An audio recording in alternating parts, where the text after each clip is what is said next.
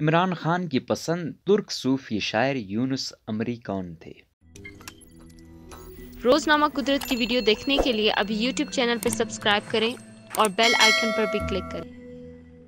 Corona virus کے پھیلاؤ کو روکنے کے لیے کیے گئے لاک ڈاؤن کے دوران وقت گزارنے کے لیے اکثر لوگ اپنے دوستوں سے کوئی اچھا ڈرامہ یا فلم دیکھنے کے لیے مشورہ مانگ رہے ہیں، اور پاکستان میں تو وزیر اعظم عمران خان خود ہی اپنی قوم کو لاک ڈاؤن کے دوران دیکھنے اور پڑھنے کے لیے ڈرامے اور کتابیں تجویز کرتے نظر آتے ہیں۔ عمران خان کی ترک تاریخ میں دلچسپی ڈھکی چھپی نہیں، اور انہوں نے ہی سلطنت عثمانیہ کی تاریخ پر مبنی ترک ڈرامہ سیریل ارطغرل کو اردو زبان میں ڈبنگ کے بعد پاکستان کے سرکاری ٹی وی چینل پر نشر کرنے کا حکم دیا تھا۔ حال ہی میں ان کی جماعت کے ہی سینیٹر فیصل جاوید کا کہنا ہے کہ وزیر اعظم عمران خان چاہتے ہیں کہ اور ترک ڈرامہ سیریل یونس امری کو اردو زبان میں پاکستان میں نشر کیا جائے۔ جہاں بہت سے لوگ وزیر اعظم عمران خان کی تجاویز کو پاکستان کی نوجوان نسل کو اسلامی تاریخ و تمدن سے روشناس کروانے کی کوشش قرار دے کر سراہ رہے ہیں، وہیں کچھ لوگوں نے اس پر مایوسی کا بھی اظہار کیا ہے، جن میں پاکستانی اداکار، فلم ساز اور ہدایت کار شان شاہد بھی شامل ہیں۔ ان کا کہنا ہے کہ عرب اور ترک تاریخ اور شخصیات کی تشہیر کرنے کے بجائے ہمیں اپنی تاریخ اور ہیروز کو تلاش کرنا چاہیے۔ اس بحث سے قطع نظر کہ آیا ترک تاریخ اور ہیرو ہمارے ہیں یا نہیں، ہم نے تاریخ کی کتابوں کو کھنگال کر یہ جاننے کی کوشش کی کہ آخر یونس امری کون ہیں، جن کے بارے میں وزیر اعظم پاکستان عمران خان قوم کو آگاہ کرنا چاہتے ہیں۔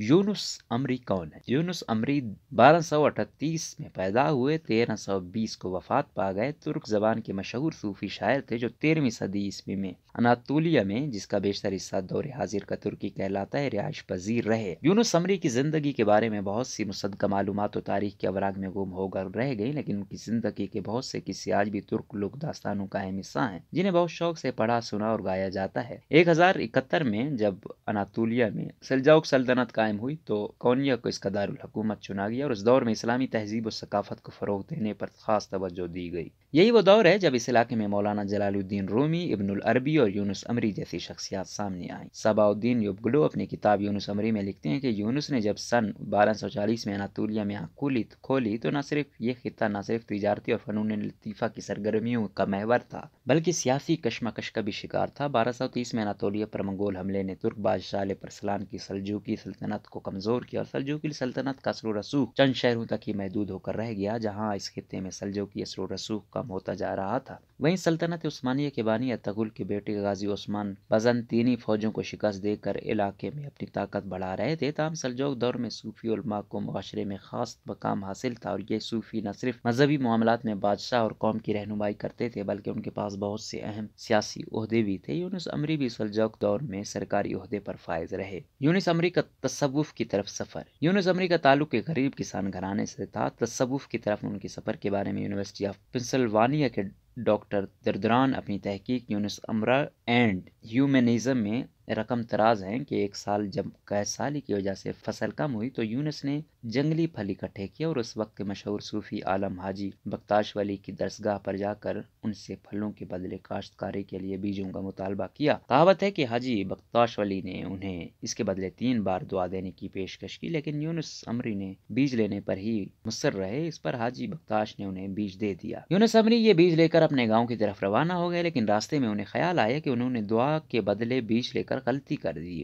اپنی اس غلطی کا مداوع کرنے کے لیے وہ حاجی بختاش ولی کے پاس لوٹے اور ان سے گزارش کی انہیں اپنی سرپرستی میں لے لیں، لیکن حاجی بختاش ولی نے انہیں ایک عالم تبتوک امری سے رجوع کرنے کو کہا۔ پھر یونس نے 40 سال تبتوک امری کی شاگردی میں گزار دیے۔ تبتوک امری کا تعلق اس صوفی سلسلے سے تھا جو اپنی عبادات میں سر اور ساز کا استعمال کرتے تھے، اور یونس امری کو اپنے استاد کا ساز بہت پسند تھا۔ میرا دوست یونس آ گیا۔ ڈاکٹر ترگت دردران کے مطابق یونس امری کے بارے میں ایک اور قصہ جو مشہور ہے، اس کے مطابق ایک مرتبہ تبتوک امرا کی خانقاہ چھوڑ کر چلے گئے، اور کچھ ہی عرصے بعد انہیں اپنی غلطی کا احساس ہوا تو انہوں نے واپس جا کر اپنے استاد سے معافی مانگ کر ان کی شاگردی میں لوٹنے کے بارے میں سوچا۔ جب وہ اپنے استاد کی رہائش گاہ پر پہنچے تو ان کی ملاقات تبتوک کی اہلیہ سے ہوئی۔ یونس امری نے ان سے پوچھا کہ کیا استاد انہیں معاف کر دیں گے یا نہیں، جس پر تبتوک کی اہلیہ نے انہیں مشورہ دیا کہ وہ ان کے دروازے کے آگے بیٹھ جائیں۔ استاد کی اہلیہ نے کہا جب تبتوک نماز سے فجر کے لیے نکلیں گے تو چونکہ ان کی بینائی کمزور ہے، ان کے قدم لامحالہ یونس سے ٹکرائیں گے اور وہ پوچھیں گے کہ کون ہے تو وہ انہیں بتائیں گی کہ یونس ہے۔ اگر تبتوک نے جواب دیا میں پوچھا کون یونس، تو وہ یونس امری خاموشی سے چلے جائیں، لیکن اگر انہوں نے یونس کو پہچان لیا تو سمجھ لیں کہ ان کے استاد ان سے نالا نہیں ہے۔ روایت ہے کہ صبح جب یونس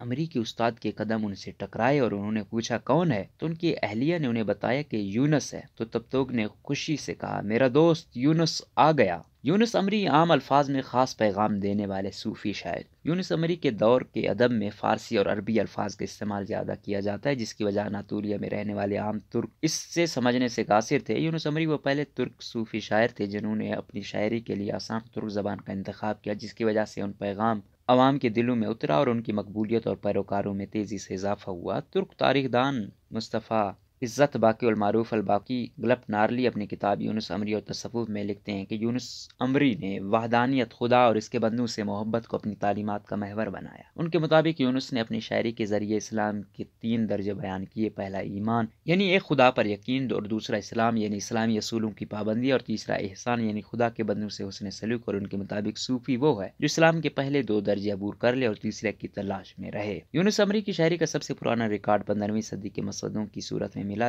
لیکن اس کا مطلب یہ نہیں کہ انہوں نے اس سے پہلے کوئی شاعری ترتیب نہیں دی، بلکہ یونس امری کی بہت سی شاعری اور ان کی زندگی کے واقعات سینہ بسینہ نسل در نسل منتقل ہوئے، مگر وقت کے ساتھ ضائع بھی ہو گئے۔ یونس امری اور دور حاضر۔ یونس امری کو خالص ترک زبان کے ادب کا بانی مانا جاتا ہے۔ وہ پہلے شاعر تھے جنہوں نے اپنی شاعری میں صرف ترک زبان کا استعمال کیا، اس لیے 1923 میں جب مصطفیٰ کمال اتاترک نے جدید سیکولر ترکی کی بنیاد رکھی تو انہوں نے قوم پرست نظریے کو بڑھاوا دینے کے لیے یونس امری جیسے متعدد ترک ادیب، دانشوروں اور شاعروں کے کام کو فروغ دیا۔ اقوام متحدہ کے ادارے برائے تعلیم، سائنس اور ثقافت یونیسکو نے یونس امری کے انسان دوست پیغام کو سراہتے ہوئے ان کی 750ویں سالگرہ کے موقع پر 1991 کو یونس امری کا سال قرار دیا تھا۔ سن 2015 میں ترک ٹی وی چینل TRT پر یونس امری کی زندگی پر ڈرامہ سیریل یونس امری محبت کا سفر نشر کی گئی تھی، جو اب نیٹ فلکس پر بھی موجود ہے۔ 2 سیزن پر محیط یہ وہی ڈرامہ سیریل ہے جسے اب وزیر اعظم عمران خان اردو زبان میں پاکستان میں نشر کرنے کے خواہش مند ہیں۔